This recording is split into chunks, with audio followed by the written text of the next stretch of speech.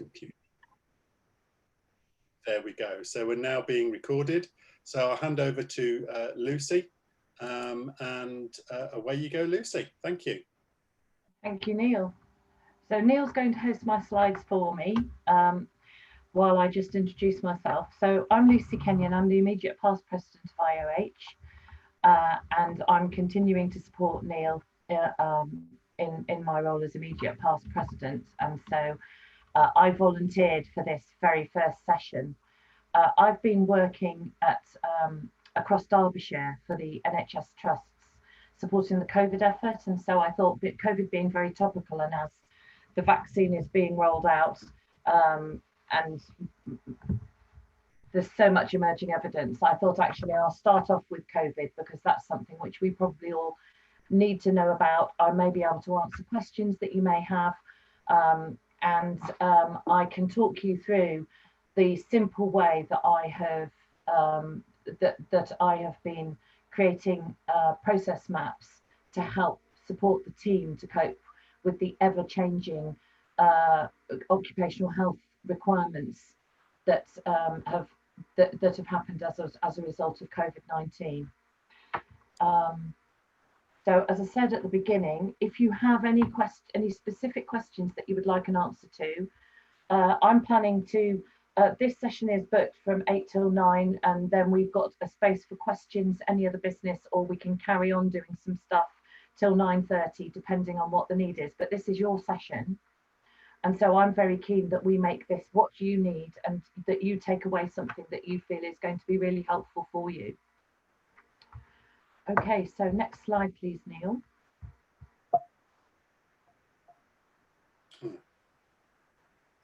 It won't seem to let me. Ah, there we go. Yeah. Okay, so what I've done here is I thought we'll just put some learning objectives. So what I felt would be useful for you guys to take away from a CPD perspective.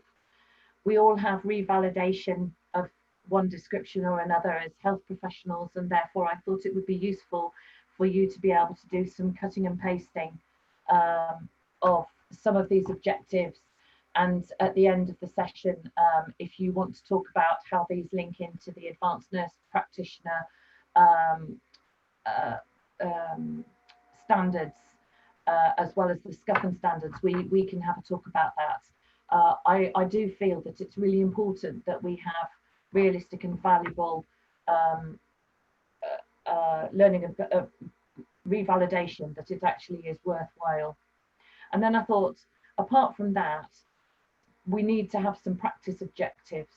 And so the practice objectives really are how, for me, it's about how the practice of occupational health has changed in the context of COVID-19 and what is now demanded of us. Has that changed what we do, or has that just made our clients understand better what they need to do with our advice? So I thought we'll touch on COVID-19 immunity and fitness for work. We'll talk about the purpose of process mapping and how it has helped me as a tool. And on the right hand side there, sorry Neil, can we go back to the previous slide? So you can see here there are a number of different kind of process maps and decision trees. And so what I did, I've actually pulled some from the NICE guidance, because I'm not sure if you're all aware, but there are quite a lot of pathways on the NICE guidance, and those we can adapt. And I find these really useful to adapt using Excel, because if you open them on the screen, you can actually highlight the text and copy and paste it into Excel. And that's why I've chosen Excel as the actual tool. So I use Visio, I use all sorts of funky process mapping software, but actually I think when you just want to get the job done quickly and you want to get it done fast, I think there's nothing better than Excel to do it. So hopefully by the end of today you'll be able to read and interpret process maps, so follow them and understand whether or not they make sense, and be able to adapt them to your own purposes. So I absolutely believe work smarter, not harder, don't reinvent the wheel. As I said, we're going to use Excel because that's the tool that I've been using, despite the fact that there are a number of other process mapping tools that I am aware of. But in the time when you're trying to decide, how do I just get this done? Do I need to go and buy some software? How am I going to do that? Do I have to put a business case together? We don't need that at the moment with everything that's going on with COVID. So we're just going to use the tools we've got. And then I'm going to talk you through how to create your own process map. So what we'll do is I'm going to start building a process map using Excel. And then what I'm going to suggest is that if you've got a laptop that you can have on your lap while you're actually looking at the screen, that you can be opening up Excel as well. So if you have another device and you can open up Excel on it, then at the end of this, towards when I've finished with the introductions, you can actually then be creating your Excel map, and I can be showing you where things are on there. Next slide, please, Neil.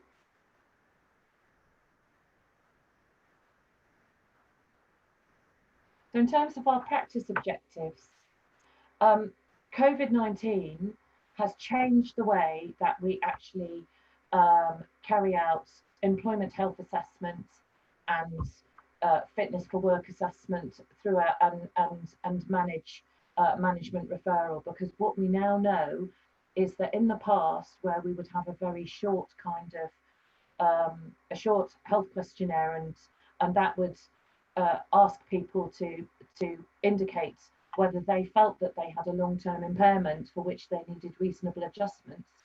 COVID has really taken us back to where I started in occupational health back in the 1990s, where actually we asked far more questions, although back in those days we didn't necessarily use an evidence base to understand. We thought, well, I remember working for Leicester City Council and looking at lollipop ladies and being told, right, this is the employment health assessment you need to do for a patrol, a road crossing patrol lollipop person, and saying, so why are we doing a dipstick urine? Is that going to tell us anything that we're going to be able to say whether or not they're fit or not? And I can see some of you smiling there. And so actually what COVID-19 has done is it's really given me the opportunity to say, wow, actually, we really need to understand what is the relationship between a health condition and the work environment and the work that people are doing. And as a result of that, yesterday I was actually delivering a fitness for work training program to my team at UHDB because of the changes that COVID has brought. So it's also about delivering equitable and auditable services. So how do we, when you've got 12,000 staff and they all submit a health questionnaire at the same time, how do you prioritise those? And we've had this throughout the COVID process. So best practice, send out a health questionnaire, find out if anybody's got, back in March, April time, find out if anybody's got lung problems or has got heart problems or kidney problems, which is what we thought back in March, April time. And of course we got, or diabetes, we got all of these health questionnaires back. And so you've got 3,000 questionnaires and about 10 of you, and you know it's going to take till Christmas if we give each one a ring. It's just not practicable. So how do we make sure that the services we deliver are fair and that they meet the needs and that they protect people? Because once somebody's sent in a health questionnaire, of course, we are in possession of that knowledge even if we haven't opened it. So they've told us that they've got an underlying health condition. So what I ended up doing was using my Excel spreadsheets to actually go, right, how can I do this? How can I actually work through 3,000 health questionnaires? And what it ended up with me doing was actually setting up a whole set of copy and paste information about each condition and the relationship to COVID and how to get people to assess whether or not they had uncontrolled or controlled conditions and to read through the advice themselves. So I was getting all of our staff to self-assess on the basis that then we'd given them some information to help them manage their risk and as to whether they thought they might be high risk, so that we could then do an individual assessment. And I used Excel for that. So basically I had a bunch of tables, because you can put a lot of text into one Excel box. And then you can just click on that box and paste it in without having to scroll through yards and yards of Word documents and copying and pasting. Okay, so it's going to inform our planning and the practice, because what happens when you do a visual diagram, you can actually see when you're doing the diagram how a piece of information or a person moves from one stage of the process to another, and it enables you to challenge your process as well and go back and say, actually, is that the next step? Is that what I need to do? Is that the decision I need to make? Is that where it needs to go, or is there another sub process that needs to happen? And that's where the it's been quite extraordinary to me that something is that a program that's been around since the 1980s is actually still as useful today, and has really helped me to keep people safe with the emerging evidence that's gone with COVID. So there is also there is a World Health Organization requirement for us to develop clinical, medical and practical skills and generic professional capabilities through technology enhanced learning opportunities. So what I've done is I've said, actually, that is, for me, that's what we're doing today. We are developing clinical, medical and practical skills through Excel. So I just wanted to run through. What I've done here on the right-hand side is I've done a picture of the ALAMA guidance as it was a couple of days ago. It does change very regularly, because I thought, actually, when it comes to COVID, what we need to understand is, what are we trying to achieve as an outcome? Because when we're doing a process map, we have to know what we're trying to get at the end of it. So what we're trying to do with our COVID occupational health process is we're trying to identify different groups of staff. We're trying to understand their risk, which they've done for us. And then we want to see, how are we going to get those workplace considerations to the people who are empowered to make those considerations, and how are we going to inform people to keep them safe? So how do we get from John has just started as a new doctor, he's moved from another trust and he's going to join as a surgeon, and how do we get from there to where we need to go, which is finding out what his vulnerability level is and what that means in terms of risk, how to communicate that without panicking the managers, and how to get the advice about risk reduction in place. Okay. Can I have the next slide, please, Neil? Okay, so is everybody okay with where we are at the moment? I can see what you're doing on the screen, Neil.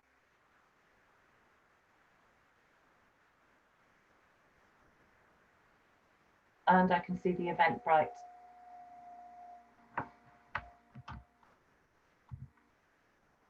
Okay, so I'm just going to see if I can go into the chat and make sure I haven't missed anything from the chat. No, so there's nothing in the chat at the moment.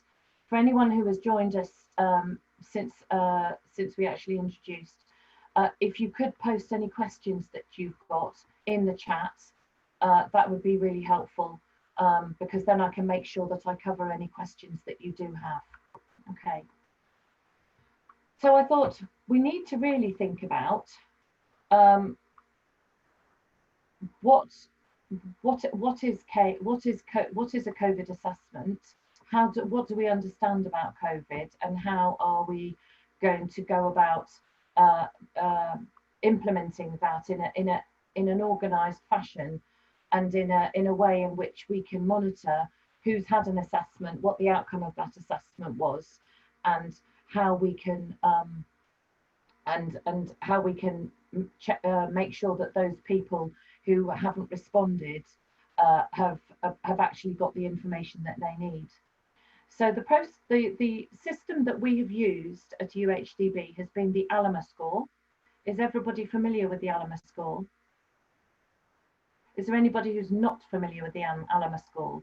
If you could just I don't know if you could put your hand up on Zoom. So the ALMA score has been developed by the Association of Local Authority Medical Advisors, who have done a very time-consuming job of literature reviews and evidence reviews, and have been converting the risk associated with age, ethnicity and gender and health condition, and converting that into a number of years, so that we can then look and say what's the risk factor based on a COVID age. So the score that has been applied is a COVID age. So it's COVID age that we're going to be working with today. And I thought, as I said earlier on, I've pulled together a different kind of flowchart. So flowcharts come in all shapes and sizes, and there are some which, and Excel actually can produce these kind of flowcharts that you see on the screen here. So this particular one is to do with body fat distribution and your subcutaneous and your visceral fat, and what that means in terms of your risk of viral load. So again, it's and the flow chart there is looking at what are the factors that link into that cause obesity, what does that mean for COVID and the severity of COVID infection. And so that's a diagram which actually provides a visual view of something similar to what ALMA have been doing to identify the COVID age. So this morning I spent 4 hours with our IT department putting together a COVID online COVID self-assessment tool for our trust, and we've decided that we're going to call it a COVID health monitoring declaration, so that we're starting now to introduce the idea that this is health monitoring. It falls under health and safety legislation because this is a health and safety risk. It's an infectious disease. It's a biological hazard in the workplace. We know it's there. We know that people are at risk. We know that different people have different risks, and therefore I've decided that we are going to implement the COVID age assessment within our health monitoring in the same way that we do for night workers. Okay, so I thought about when are we going to actually carry out this because of this assessment, and how are we going to facilitate that. So the way we're going to carry out our assessment is we are going to have a self-assessment using the online ALMA score, and they very kindly produced a shiny app for it, which means that people don't have to wade through 50 pages of the ALMA guide and get scared witless. You can actually just give them the shiny app to fill in and then ask them to put their COVID age in. So they go through that process. I'm not going to go through the ALMA process. I will go through it at the end. I can share my screen and we can go through it online with anybody who wants to go through that at the end. But if we look at this as a health monitoring process, then we need to think about this on employment. So we need to, and we've incorporated the ALMA COVID age self-assessment into our pre-employment health assessment. So now when people come through recruitment and they fill in their pre-employment questionnaire with their short questionnaire, they also now complete a COVID age assessment, which then informs us as to whether we need to follow them up from pre-employment perspective and carry out an individual assessment. I'm just going to open the door because I'm menopausal, and so I go hot and cold. And I do wonder when they're actually going to start talking about menopause, because although they tell us that women have a much lower risk, I'm thinking all of the symptoms of the menopause that I've got, I'm sure, put me into a very high risk category. Okay, so on employment, so I would be implementing the ALMA COVID age assessment as a tool, asking everybody, all new starters, to complete that so that we understand what their COVID age risk is. And that will help us to stratify whether or not we need to carry out a face-to-face or a telephone consultation with that individual to get more information about their individual health risks. We're going to do periodic health monitoring. And from a COVID perspective, we carried out our first assessments in March when we sent out a health questionnaire. as the evidence emerged, we then did our very first COVID online health risk assessment with the information that was available at the time, and we carried that out in June, July time. When we then came to the end of lockdown at the end of July, we then carried out further assessments with all of our extremely vulnerable people. So we did shielding reviews to review what risk people were if they had been shielding, because there were people like my daughter who's 19 who were sent a shielding letter. So we know in the first round the government probably went with the flu list to start off with. So every time there's been a change in the government definition of clinically extremely vulnerable, or we've been into lockdown or tier 4, we've actually asked people to go back and revisit their COVID age. So we're just in the process again. At UHDB, we did that during November while we were in lockdown, while we were in tier 4, sorry. We asked people to revisit their COVID age if they were worried about their risk from COVID in the workplace, or they'd received a government letter. So we were doing a combination of sending out email advice. If somebody had been given a clinically extremely vulnerable letter in the second round, we were sending out advice and telling them that when tier 4 was lifted, we would then be looking at them coming back to the workplace as very high risk according to the Alamos score. So that would be a COVID age of more than 85. So we were saying, you need to come back if you've been clinically extremely vulnerable. When the government says it's okay for you to return to work, you will be returning to work as very high risk. So we will consider you very high risk if you've been identified by the government as clinically extremely vulnerable. We also have safety critical screening, because we have people who in the COVID context are doing aerosol generating procedures work or aerosol generating activity. So we might have people who are doing lung function tests, for example. We might have women in labour who've got laboured breathing. So again, we're looking at safety critical. How do we make sure that we're keeping people safe? Then management referrals. So now we've received a high proportion of people who've actually not recovered straight away from COVID. So we have implemented a staff COVID rehabilitation program, and so managers can refer in when the person has been advised by the rehabilitation program that they're fit for a phased return back to work, whether or not they can resume their full duties and full hours, or whether we think that they're not going to be ready for some months. So in terms of long COVID, again, we've got a management referral process. And again, we need the individual to redo their COVID age, because having had COVID, they may now have some kidney problems. They may now have a restricted respiratory volume. So there are a number of things. So anytime anything changes, we need to make sure that we're revisiting the COVID age. If they change their job, they may move from one type of role to another. And so again, we want them to do their COVID age so that we can make absolutely sure that for the environment, we've got the right advice in place. And also on return to work. So when anybody returns to work, there's a possibility that there's a new health condition that's been the cause of their absence, or it could be an exacerbation of their existing health conditions. So from a health monitoring perspective, it's grown into a much bigger beast than night monitoring, than night worker. It's actually turned into an assessment, and under the Health and Safety Executive, there is a duty for us to take every opportunity to assess somebody. So these are the current. This is my current list of opportunities when we would do a COVID age review, and this is, as I said, all being informed by Excel. So if we could now move on to the next slide, I think. I just thought I would talk a little bit about mental well-being and what we can do. And as you can see, this is also an Excel spreadsheet, which I've developed based on the Work and Social Adaptation Scale, WSAS.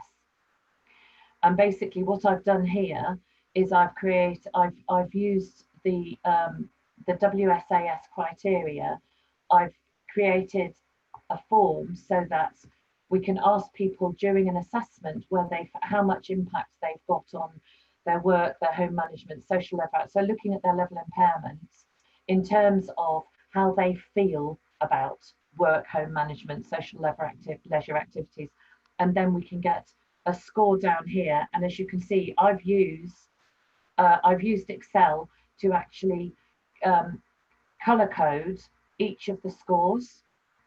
And then what happens is it then color codes the result at the bottom, which means that this person is markedly affected overall by COVID anxiety or by their mental well-being at the moment in relation to COVID. So, and that helps us then to help people to understand what kind of, it opens the conversation for getting them to look and see what kind of intervention or what kind of support might suit them, and it helps us to put it back in to give them the bigger picture, the bigger context, and actually to reflect back to them. So we're using Excel to reflect back visually to the individual how their symptoms might be affecting them. So that's the end of my slides. Okay. So now we're going to go to the live demo. So if anybody needs a comfort break, or they need to grab their laptop, or they want to get Excel up in front of them, we're going to move across to Excel now. So now I need to just look and see how to share my screen. Okay. So here we have a very basic Excel spreadsheet, and all I've done here is I've imported some symbols in so that these are the directional flow from one box to another, and then down here we have key colors, which I like to do because then if you've got a pathway, you can actually use the different colors to identify different pathways within your document and create it's visually easier on the eye. So I'm thinking about today at work, and I need to roll out the new COVID health monitoring declaration. Okay. So I'm just going to go into the top line here, which is where I start. I'm going to go into the top line. I'm going to try and make sure. So I've got color here, and I can choose my color, and I can choose the color of my font. So I can write in whatever color I want, and I'm going to put here recruit staff onto online COVID health monitoring declaration. Yeah. So to recruit staff on, I'm going to need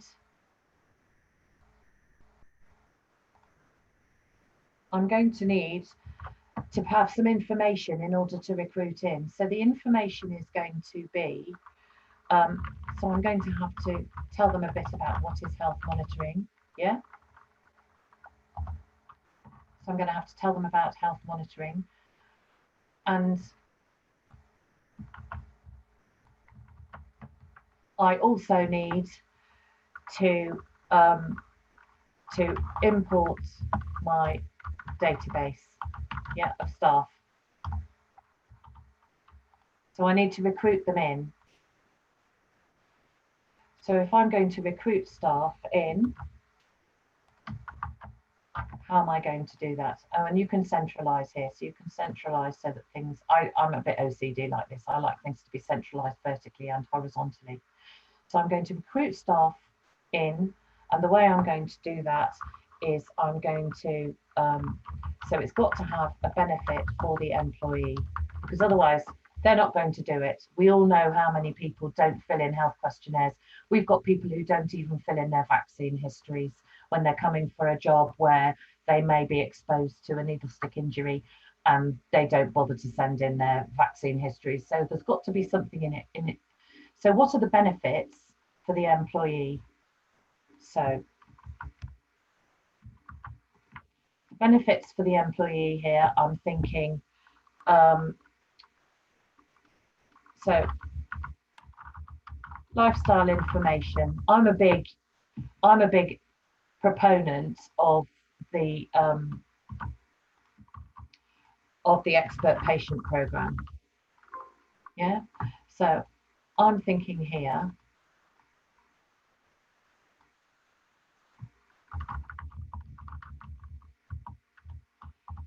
that actually because what we want to do is we want to create expert patients. Yeah, is everybody with me so far? Is it all making sense?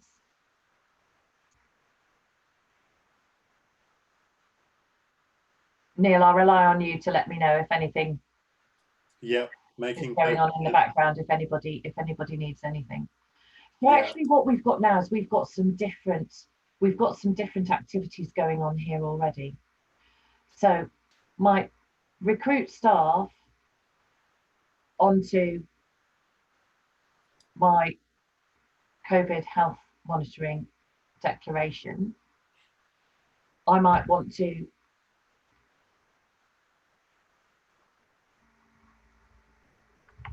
Control C, so I might want to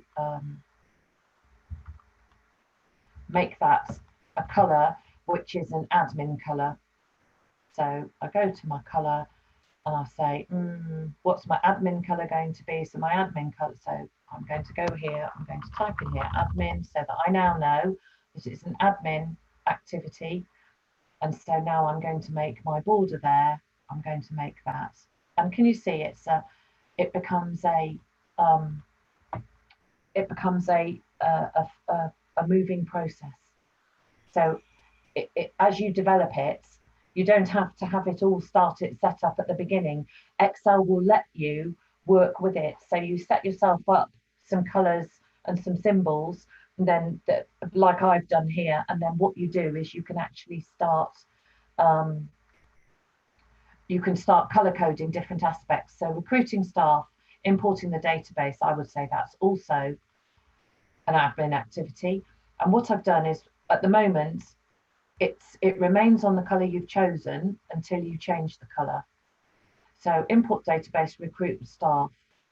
So the benefit for the employee is going to be an outcome. And I think I want to do the outcome in green because green is good. So I'm going to put outcome there. And so now the benefit for the employee is going to be green, and it's going to be the nice green. There we go. Okay, so we've got a benefit for employee. This is health information. So this is health monitoring information, lifestyle information, and the expert patient program. So the expert patient program, experts are usually purple. So I'm going to put here specialist. So I'm creating my key as I go along. So I go and use my color code and make my expert patient purple because that's a specialist program, or it could be a specialist member of staff. And then I've got my health information. Health information is usually blue, so I think I'll make it blue. So go back to, so come here to my health. Ooh. Now, don't ask me why I've managed to do that. So I'm going to go in here, health information. I don't know why that's come in as that. So I'm going to make that an automatic colour, see whether that changes it. No, it doesn't. Oh, the joys of doing things live. But my health monitoring here is going to be dark blue. And I've got my thick line there, and then I've got my thick line. So as you can see now, what we're doing, it's not rocket science. What we're doing is we're actually saying that lifestyle information, so the benefit for the employee is there might be a few benefits for the employee. So the benefit for the employee might be that they feel safe. The benefit is that they can manage, so they can manage conditions, and the benefit for the employee is that they will reduce anxiety. Yeah. So we're starting to look at, and these are outcomes again. So we're looking at the outcomes, and the outcomes we decided were green. So we can highlight each of those. So using control and click, I can select multiple. Tabs. Go down and get my nice green colour, which is the outcome that we want. So I then do that, and I've got all of those. And then if you know the symbol that you want, again, you can click, control click, and then control V to paste, centralize vertically, and you can multiple fill.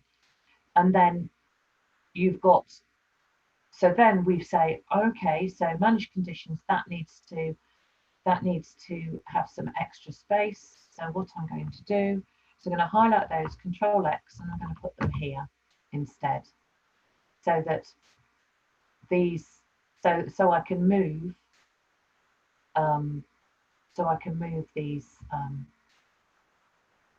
these boxes around just by cutting and pasting.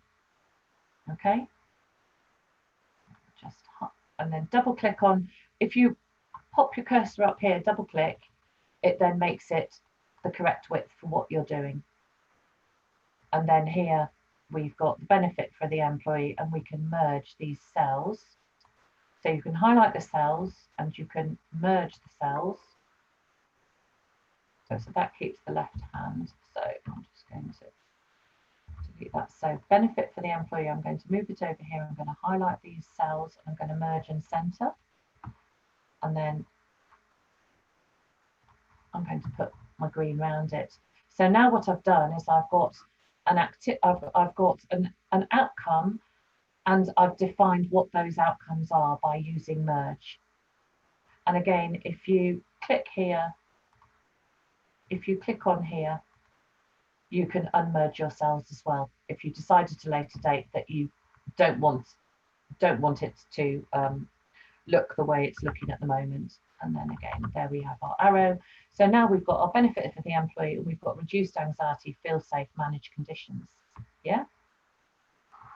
So actually now I'm thinking, so here we would merge again, because that's one box, health monitoring. So actually, this bit here, is that coming to the benefit of the employee? No, actually, I think that is going to manage conditions. So can you see how I'm now building the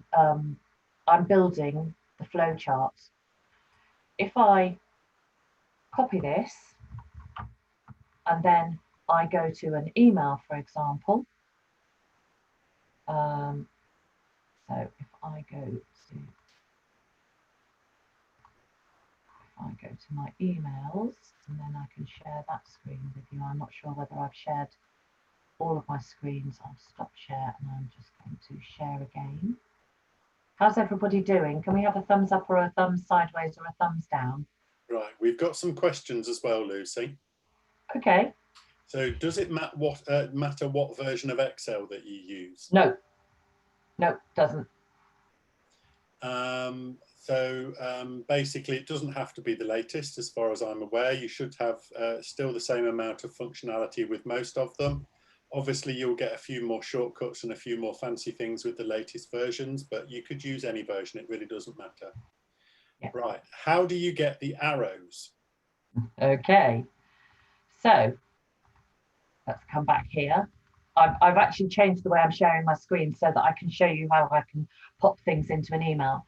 So for an arrow, I'm a keyboard warrior because I was using a computer because my dad was in computers. So I did my A-levels typing out my documents.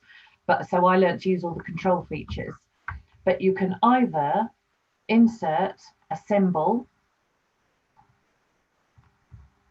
and then you choose your font. So you can have all sorts of different symbols, which you can have lots of fun playing with later tonight. But if you go to symbol, as you scroll down the symbol page, you'll find that there are some generic arrows and things. So just say that I decided actually that's a two-way activity. I can select a two-way arrow and I click insert and close. And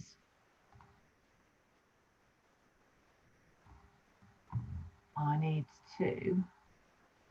So what's happened here is my cell text thinks that it is in Calibri.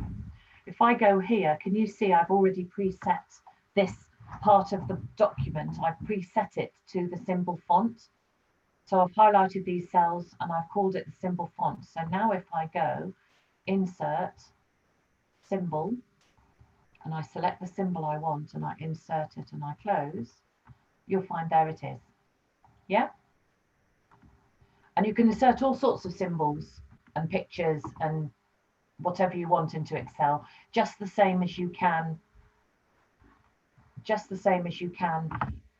with any of the Microsoft tools. So I could insert a picture if I want, so I can go insert a picture and I can go and find a picture and I can put my children and the dogs in and I can insert a picture in here. Yeah. So you can do anything you want into Excel and insert it into a cell. And then you can just hit delete if you want and away it goes. What's the next question, Neil? It would be great to understand what each of the Control plus letters does.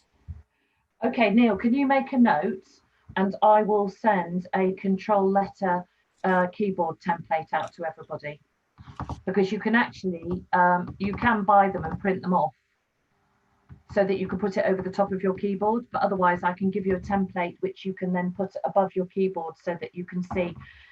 So Control A, there's some easy ones. Control A is Control All. So if I click anywhere in the document and I do Control A, it selects the whole document for me.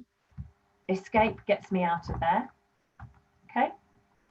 I can do Control Home, takes me up to the first cell, and Control End takes me to the last cell in my document, which, as you can see, is aligned just below the last cell that I've used here on the left-hand side, and it's in line with the last cell I've used here on the right. So Control Home and Control End. I can also, as you can see, I can click on a cell and I can do Control C, and then I can move down a couple of cells and do Control V. And I suspect that it's because it's probably Russian. And so the copying, the letters that you use for copying are not necessarily English letters. So Control C for copy, but then Control V for paste, because Control P is print. What else can we do? So Control X cuts it. So here, if I click on this cell now, so I escape to get rid of it, remembering that I've copied that cell. Click on that cell. If I do Control X, I can then put it over here, and it's removed it from there and put it there rather than copying it from one cell to another. So right. Control X is cut. For Sally Ann, she said, do you have a list for a Mac? It's exactly the same, Sally Ann. I think for the Mac you might have to use there's another key instead of Control. It's Command instead of Control. Yeah, but it's all the same letters. Yes, it is all the same letters. There are a few different shortcuts. For instance, if you wanted to do a screenshot, you actually use Command. It is Command, Shift, and the number 4.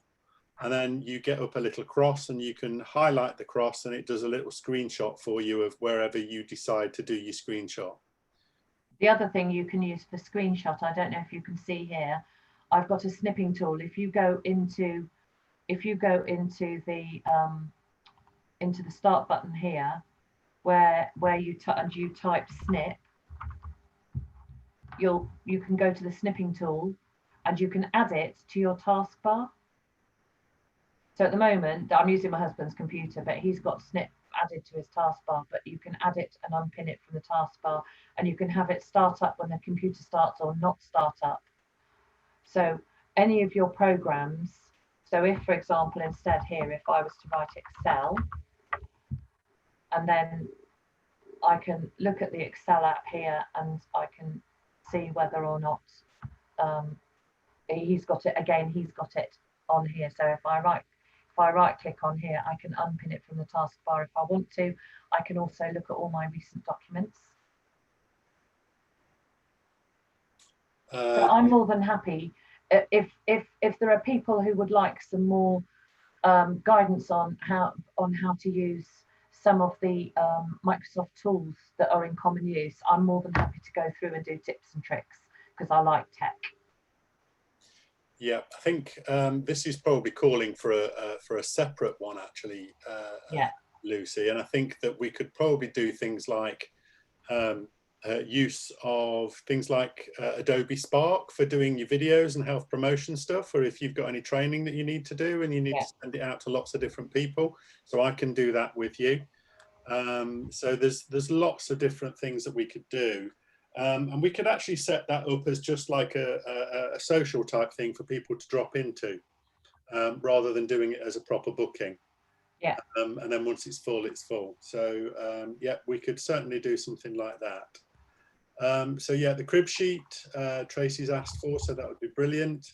How do you have a block colour outline? I've just tried and I can't do it. Okay. So you click on a cell and you go to this button here, which is your borders. You click on the little arrow down and you've got all sorts of options for borders. So you can make things, let's say we want to give this like we want to make it a heading. So we can give it top and bottom borders. And then we're going to choose a colour. So we'll choose a colour we haven't used yet. So we'll choose, I don't know, we'll choose orange for a header. And then you can click there and there's your border. So Lucy, again, I think another one would be if you wanted to make the square the cell a completely different colour and you wanted it to be coloured in, how? There's a little paint pot here which says fill, and I can fill it with yellow. Yeah, there you go, wonderful. And I can drop down, and again I can select any colour I like, and I can fill different colours. So the other thing I can do is if, for example, I want to highlight, say I want to highlight every box that's got the word COVID in it, yeah, I can go to conditional formatting and I can highlight cell rules, and I can say if it contains COVID, I can ask it to so I can ask it to do whatever I want. I can ask it to fill with orange, or I can fill with a soft orange, and I can put a different coloured border on it, an outline border, and I can do so I've got the fill, I've got a border, I've got a font, I've got a number, and so okay, so I've got my custom format, and as you can see, I've got a black border, and it's got a different colour in it. So every single cell. So if I now type COVID here, it's going to automatically colour that cell for me.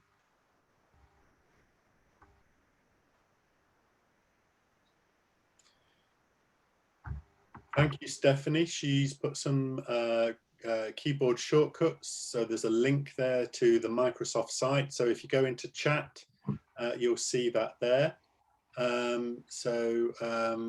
That's a really useful site. Again, you can use that with Mac. but instead of using control, you use the command key. So it's command plus whatever key is there for the Windows. It should work. The majority of them, I think 99.9% of them do. I'm a Mac user, so if I need to know anything, I always go to the Microsoft site because it's more intuitive in some respects. Okay, so then I thought, we also have a menu that sits on your mouse. So where I've put these colours into these cells here, I can highlight the cells, yeah? Highlight all those cells, and I can say, right, I don't want any colours in any of these cells, so I can just right click and I can clear the contents. So I can get rid of any writing, and then I can delete the cells, and I can shift the cells up so that they're not interfering, or I can shift them left, and then I can just clear them. Or I can just go and select the fill and put no fill.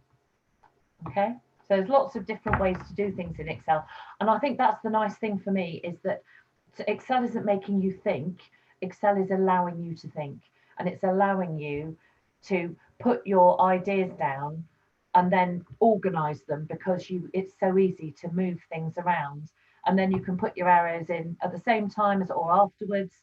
Then when you're going through, I read it out loud to myself so that I can say, right, if I want to recruit staff into this process, I'm going to need, it's got to be a health monitoring process. So then what I'll do down here is I'll say, right, so health monitoring is a different process. I'm not going to complicate this one. So open a new sheet by pressing plus at the bottom, double click on there on sheet 3, and I'm going to call that health monitoring process. Yeah, so I'm creating myself another map. So what I can do, and then I can link that cell to another worksheet. I'm not going to go through all of these today, but I can then actually link this cell to that worksheet so that somebody can click on it and it'll take them straight into this process. And then I've also got the database. So here I can have our, so I, again, double click on the name of the sheet, and I can call this my ESR, ESR downloads. And I can have a process here, which is so I'll go back to my original flow chart, and I'm going to copy these because I've got these anyway. So I'm going to go to my ESR downloads, and so I'm swapping between different flow charts. Yeah, so I double click here and it will make it the right size, and here I can start putting my ideas down. So I need to confirm fields in ESR, yeah, and IG permissions, and then I can do here speak to IG, and then I can also and I can put frequency of downloads. So can you see I'm using it just to get my thoughts down on paper before I start organizing it into different and putting the arrows in and keying it. So I'm going from my flow chart. So in order to get this online questionnaire working, I'm going to need to do my ESR downloads. I've got to make sure my health monitoring process is in place. And then, so here, reduced anxiety, links to, so here I'm going to put, if you double click in it, if you double click in it, it won't allow you to, sometimes it can be funny. You just go up here to the actual bar where you've got the typing in. So links to COVID support. Yeah, so that we know we're putting the links to COVID support, and then feel safe. So that's, so here we're going to, so COVID health risk questions. Yeah. So we're going to do, so there's a bunch of stuff that we're going to start doing, and then, as I said, I'm going to copy that, and then I'm going to highlight those 2 cells using my control key. And so here, to manage my condition, I might put,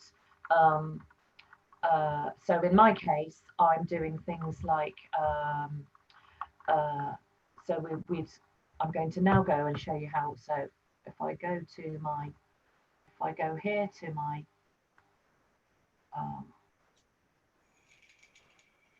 another window, a new tab.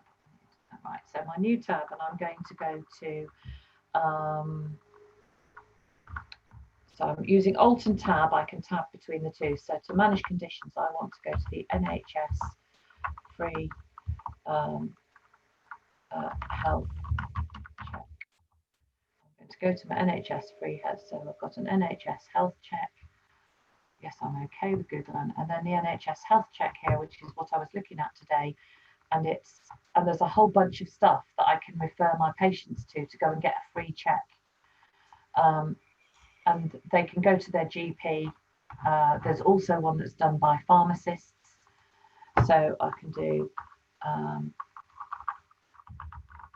NHS pharmacy check. So I can go and have a look and how your pharmacy can help. So because GPs are closed, so again, I go back to here and I go manage conditions, right? So we've got lifestyle information, and I'm going to pull that down to here now because actually I want to say GPs are closed. And then I'm going to here in my red thing, I'm going to put notification.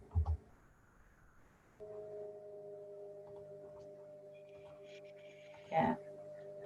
And the notification here is that GPs are closed at the moment and people are having real difficulty accessing them. So thick outside border, and then the colour is going to be red. Click it again, and there we go. I've got, so GPs are closed. So to manage conditions, GPs are closed, right? So I'm going to put in now, and I can put in a hot link. So I can literally go help with your medicines, minor illnesses, new medicine use review, other pharmacy services.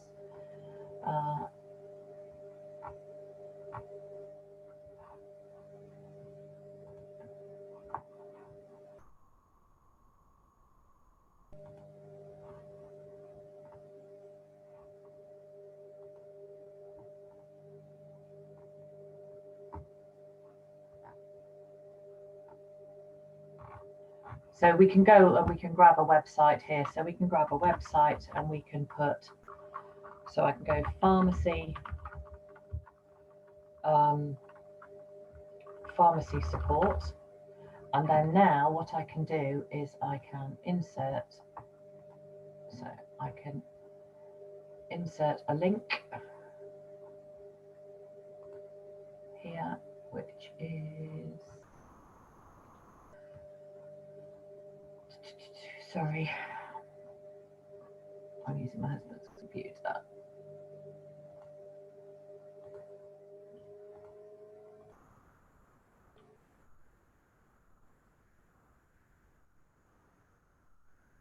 So I should be able to insert a link, which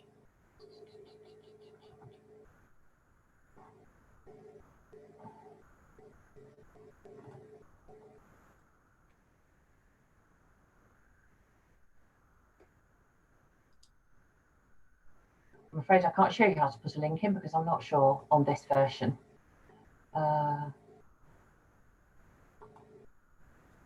So it's a reference, but you can actually then put, so if we put the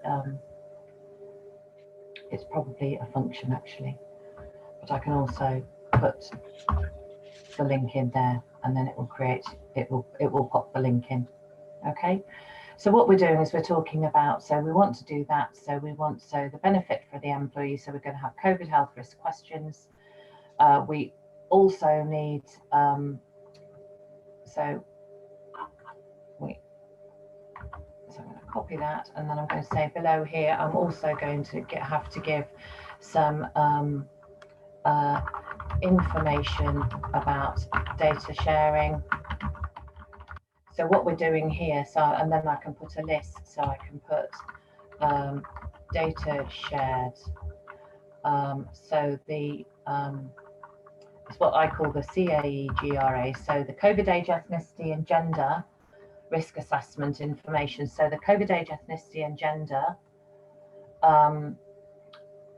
information will be shared with the manager. So they've completed these because that allows the employer to know, because they know what age they are because they're on ESR anyway. They know the ethnicity that people can choose to give it or not. But from a health monitoring perspective, if we know that our BAME community are more likely to suffer from severe COVID, it's really important now that we understand that ethnicity.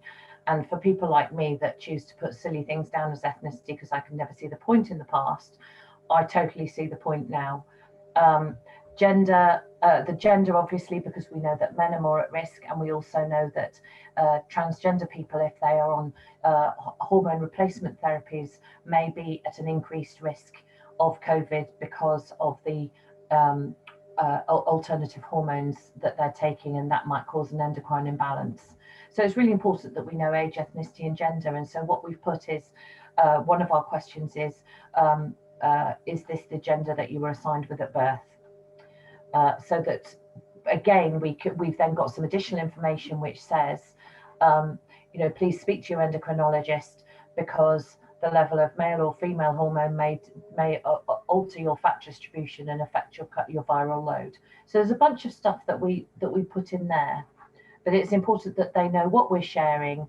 And then we're also going to put, so data shared and explanation of data shared. Yeah. So I'm literally just dumping my thoughts in here so that I can then work them out and put them into a flow chart. So we need the COVID health risk questions. We need links to COVID support. We need links to condition management. So I'm just going to put condition management. So here, actually, I'm going to put and I'm going to put EGFR because these are all things which, so BP, BMI.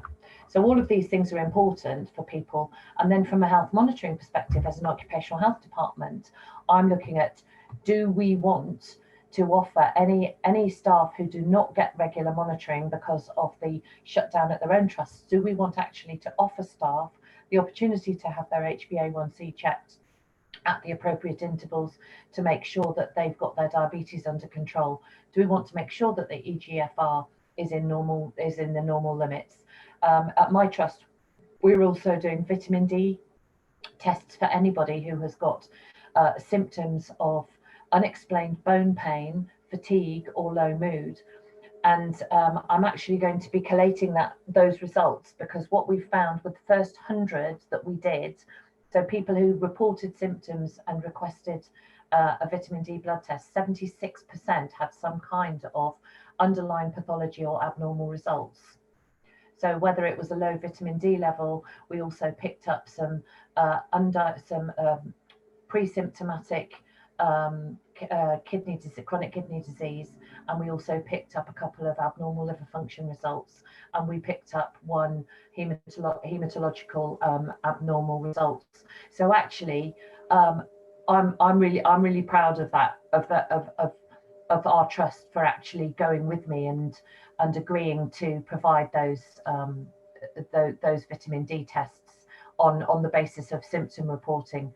And again, this is something which I'm really hoping that we'll be able to roll out for anybody who can't get their GP or their consultant to provide their regular HbA1cs or their full blood counts, where we know whether or not they're immunocompromised, if it's a case of helping people to feel safe and remain at work. So again, we might have here at the bottom, double click again on the name, and then we're going to have a blood monitoring program. And then in here, I can start putting things like, I need to have criteria. I need to, again, I'll need to do some recruitment. We need the HR policy. And then just to digress a bit, but in doing this, what we've done is we've ended up with a policy where instead of doing management referrals, under the sickness absence policies, we now do management referrals under the equality, diversity and inclusion policy, and that's now written onto our management referral forms. So just with Excel, we can make these massive changes because it can help us think and help us organise our thoughts. We get it all in one place. And the final thing I wanted to show you before I do open for some more questions is you can copy, and then I can go to my email, and I was in my email, so if I go to Gmail,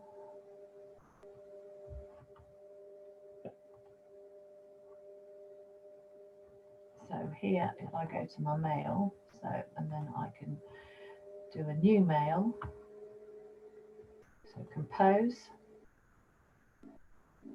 a new mail, and I can post it, Control V, and I can post it as a picture. So there we have it embedded into an email so that I can share it with colleagues and I can go, what do you think? So if I'm not techie savvy and I'm not used to sharing things and using Microsoft SharePoint, I can literally share my thoughts and say, what do you think? And they can come back and they can put some comments on, and I can literally collaborate while I'm doing work in progress. Lucy, we've got Amanda Sharkey, sorry, has said that on the version of Excel that she's using, if you right click inside a box, you get the option to insert a hyperlink. Ooh. See, don't you just love it? Right, so here if we go, oh, we do, thank you. I learn something new every day. So you've got the text to display there, you can see you could just have links in there if you wanted to, and then yeah, so you can put an email address, or you can absolutely, or do a web page, and then I can go back to here to say I want to go to Alama. Go to the COVID medical risk assessment. So this is the one that I've been using. Okay, so as you can see, it's got lots and lots of information on here, but what they do is they've then, when you get down to the actual form to fill in, you can go to the Shiny app. So I can actually pop that link in. Ooh, Control A to highlight the whole lot, Control V to put that back in. There we are, and then it's underlined it and it's popped a hyperlink in so that you can then do your Shiny apps. So you can do, so I can pop that in there. Okay, so then if I do that, I can click on there and it will take me straight to a new window and it'll open that up for me so that my colleagues can actually then go straight. So if we do, would anybody like me to go through the Shiny app with them, the actual assessment? Everybody, there's a few nods saying no and a few saying yes. Okay, well, what I'll do, I'll leave that open and we can come back into that at the end if there's anybody who wants to stay on. Okay. So what we're doing here is, as you can see, we've started with a flow chart where we're looking at how we're going to roll out the program. So we want to recruit the staff, we want the benefit for the employee. So, but we also need. So I'm just going to pop over here. I'm going to put employer buy-in. So what does the manager have to do? So we're going to have some manager information.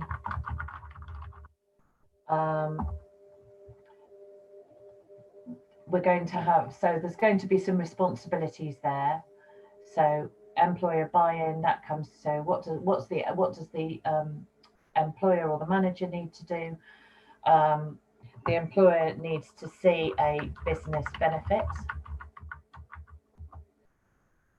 And they might also want to comply with their EDI policy. Yeah. So they've got equality, diversity information.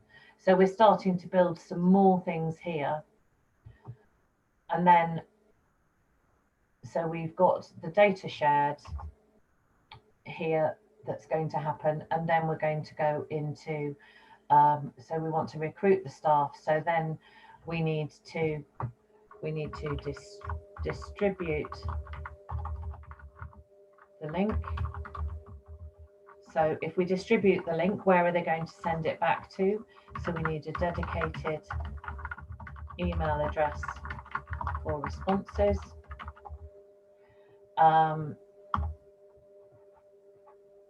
So if they need, so they're going to have some links. They're going to feel safe because they're getting the COVID health questions. They're going to get information to manage their conditions. How are we going to, so all of that. So I'm just going to merge those cells there.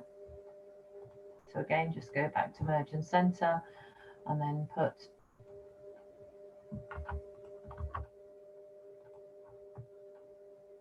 and I need to change that to symbol. So you can see I can just go in and if it comes up, I wanted to show you what it looks like when you put a symbol into a box that doesn't have the word doesn't have symbol in it.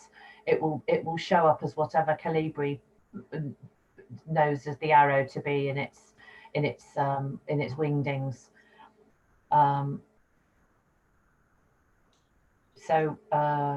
What was I going to put here? There was so information about that. Oh, so we're going to need a report. Yeah, and then the report is an outcome. So again, we're going to go make sure we've got the correct color here, and then we're going to click on there, and we're going to, so the report is an outcome. So we can see the outcomes, we can see the admin stuff. So that's an admin one. So again, we're going to go and we're going to color code that as an admin color. Okay.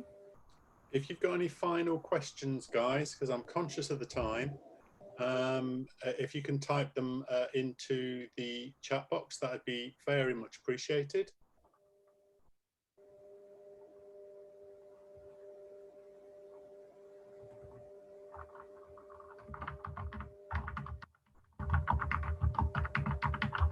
So what I'm putting here is the report provides evidence of a risk assessment for from a health and safety perspective. Yeah. So in terms of what the manager wants, the manager's going to want the business benefits, the employer buy-in. They also want the evidence because that is HSE compliance.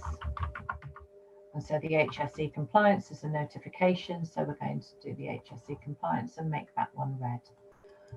And again, because it's all about you and it's about how you use information and how you visualize information and how you process it, it can make sense. But as I explained, you can highlight the whole lot and you can copy it and you can paste it into an email and ping it off to your colleague so that your colleague can then say, actually, yes, no, yeah, that makes sense. No, it doesn't make sense. Yeah. So I've actually, before I've even sent this email, I've already changed it. So I can just, I should be able to undo, and then I can paste my new one in. And there we are, I've got my new one. So this is all using very, very basic tech in order to map your thinking process and to start putting, so this is quite a complex process that I need to do because I need to make sure that I get staff in, that, you know, I need evidence of the risk assessment, I need to count, you know, we need to know what NHS England is wanting from us in terms of, so I've HSE, so I might have NHS, so it's NHSI actually, NHSI are going to compliance. So we can do compliance reporting and we can do exception reporting so we can see who hasn't. So we might want exception reporting. reception reports, and then that might go to the manager so that the manager can then chase that. Yeah. Was that the work and social adjustment scale, Carmela, that you were looking for? Yes, I think it was. It was the slide that Lucy showed with the actual different, you know, homework, social leisure. I've been trying to I've just put that link in for you, so it's in the chat. Oh, all right. Okay. Thanks very much, Neil. So we're not going to complete this today, but I hope that what I've done is I've shown you how I'm using Excel to help inform my thought processes. So the last few minutes, what I'd like to do is just show you some of the sites that I find really, really useful to inform me. So if we just come out of whilst Lucy's doing that and going into the sites, if you've got any suggestions on particular webinars or meetings that you actually want, I'd like to do a bit of a you said we did type thing. So if there is anything that you particularly want that you would find really informative, so from any subject area, as long as it's to do with occupational health and well-being, we are obviously aiming to try and get you guys what you want.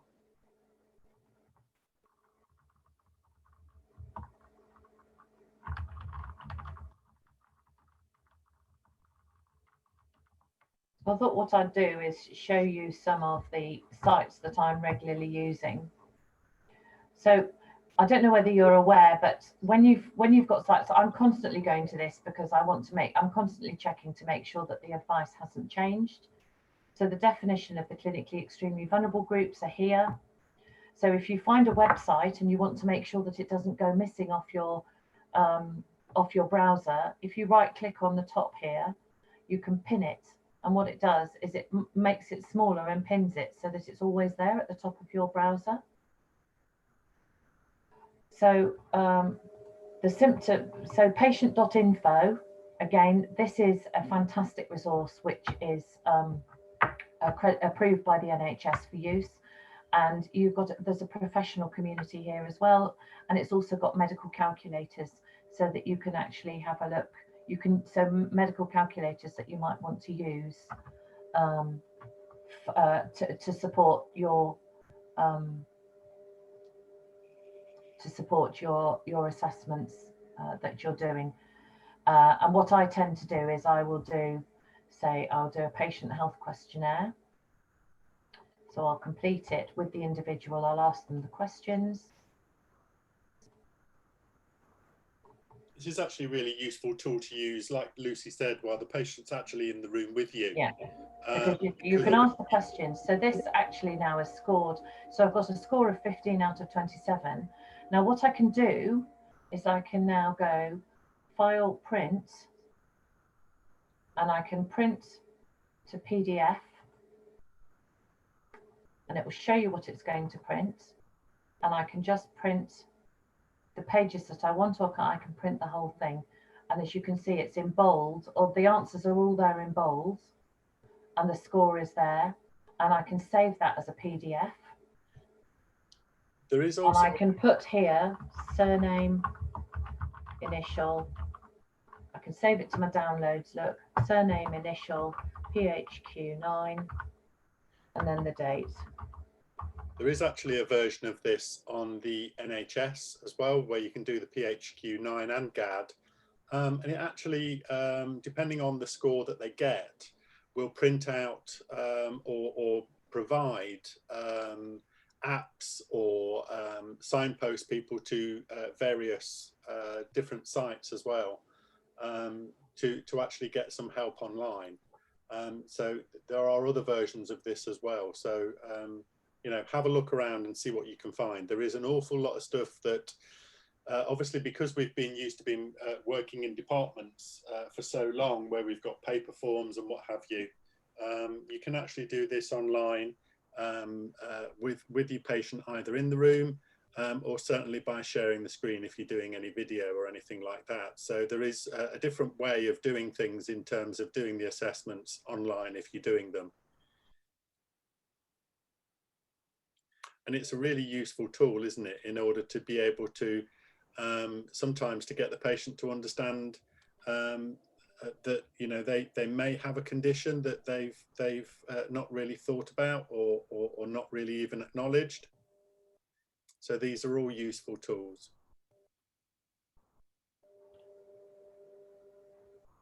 Okay, so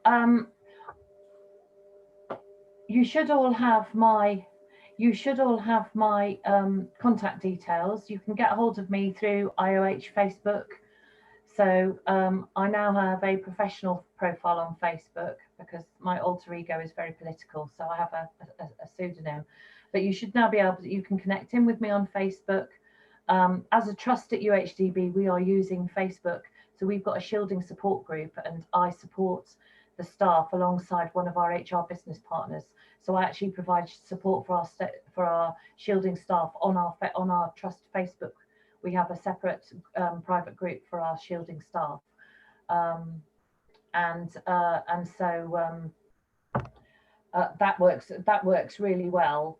And we have a chat room, and so when things like after Boris's statement at 8 p.m. the other night, I was able to go into the chat room, and then people were able to join me in the chat room, and I was able just to reassure our clinically extremely vulnerable people that they weren't on their own. And you know, it started off with quite a lot of tears, and then by the end of it we're able to, you know, have a bit of a laugh about some things. So the use of technology to actually change the way we work and the opportunities that COVID gives us to work differently are absolutely huge. And I have to say, I don't think I could have done the job at UHDB and across Derbyshire had I not had technology, because it's enabled us to do occupational health the way that I always imagined that I would really like to do it. I believe that we're now able to do a much better occupational health job. Managers, instead of receiving our reports and putting them in the drawer and ticking the box, we've done the occupational health, are now looking at our advice. How amazing is that? It's only what, 130 years left. 130 years into occupational health, but it is fantastic. It is fantastic. And like I said, I love tech and I'm a bit of a nerd and I love talking about occupational health. So I never get bored of being contacted by people who want to talk about occupational health or tech or developing new ways of doing things. I'm always interested in new ways of working. So please do use me as a resource. I'm super excited about the future of occupational health now. I've been able to bring in, through shielding, I've been able to bring in clinical nurse specialists from other specialities because we've been able to give them remote COVID assessments to do. And so they're seeing what occupational health is about. So I'm seeing it as a big recruitment, COVID's massive recruitment platform. It's great.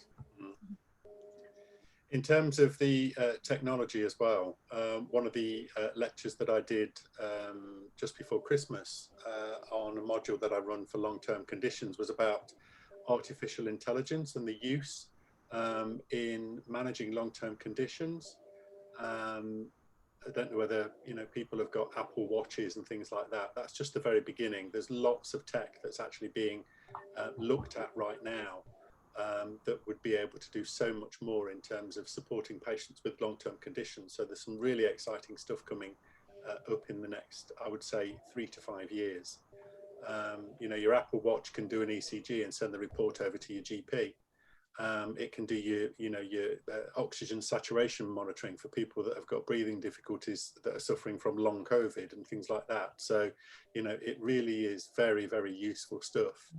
And it's not going to be long. I know that, we're all probably longing for retirement or for a rest, but, it will be within our lifetimes that this tech will be in and we'll be using it. So it's not going to be too long. So Neil, can we just go back to the first and second slide so that I can just make sure that we've met the learning objectives and the and the practice objectives? Bear with me 1 second. I will open that up. It's so nice to see everybody's smiling face.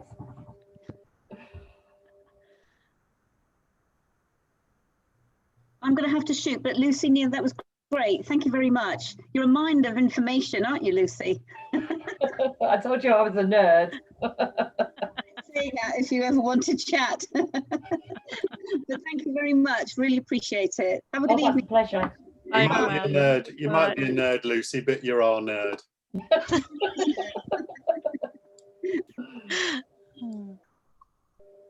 There we go. Oops. So there. So I just wanted to double check. So COVID immunity and fitness for work. So obviously I've shown you how we can use the process map to actually look at how we might plan, how to do our assessments. The use of the ALAMA tool until something better comes along. I can't see any reason for, but the self-assessment helps the individual to understand their risk. It helps them to take a bit of ownership and responsibility. It makes them understand the risks, and it's more likely to increase compliance with protective equipment and with risk reduction measures in the workplace. So the fitness for work, we can use the additional guidance from ALAMA, and I didn't have a chance to actually. Yes, I will show the Excel spreadsheet before the end, no problem. So the Royal College of Obstetricians and Gynecologists has got information. So there's a range of information out there. And what I'm going to do is put together a list of all the sites with the links that I've found helpful and that I've got stored on my work computer as far as pinned links, so that you've got all access to all of those. And then what you can do is you can add them to, you can bookmark them on your laptop or on your browser, so that when you type in a word, it'll go straight to that site. So reading and interpreting process maps. I think hopefully going through the actual process map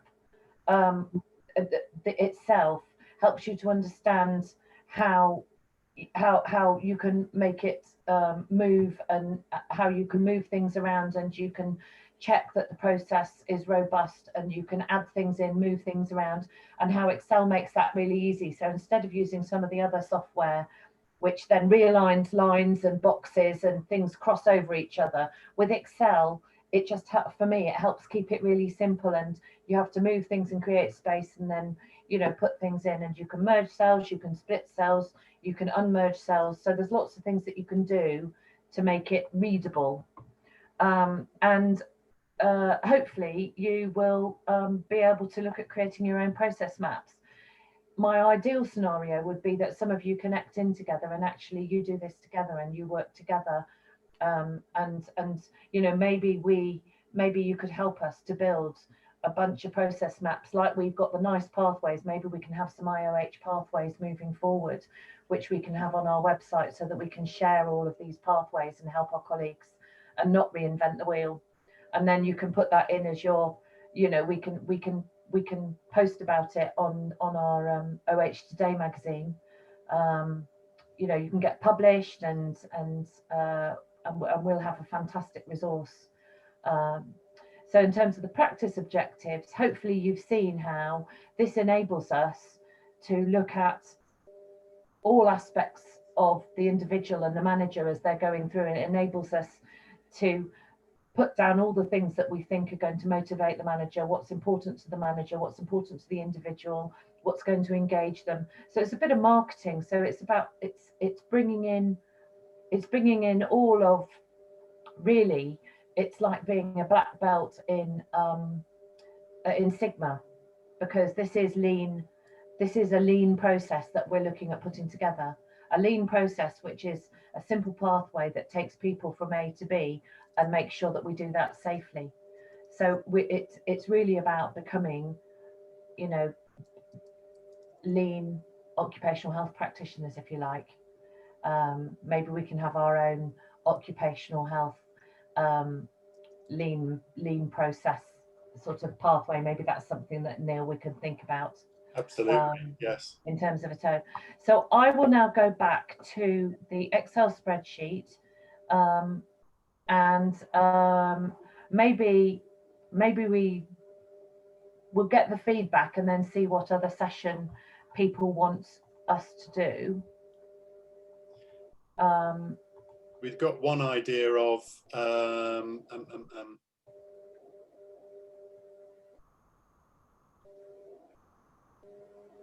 think it was a digital health and occupational health session.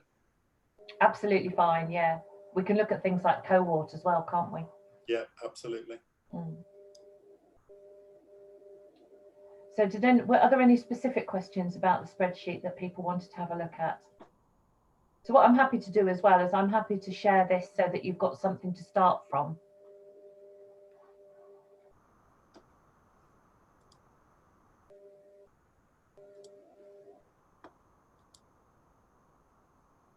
So sort of, hopefully this has been something a little bit different, and it's not your bog standard occupational health update.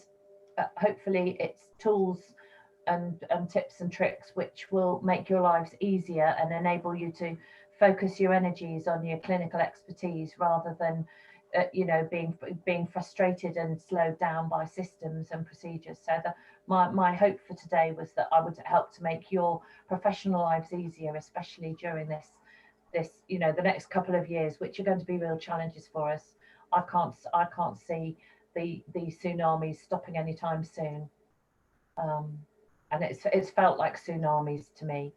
Every time we thought we were just getting into a routine and we could start going back and revisiting our policies and updating our policies, the next tsunami would come in. And I'm expecting another 5,700 COVID age assessments to come in, which we need to triage to see which ones need reviewing from some of our customer trusts. So yeah, it's never ending. It's never ending.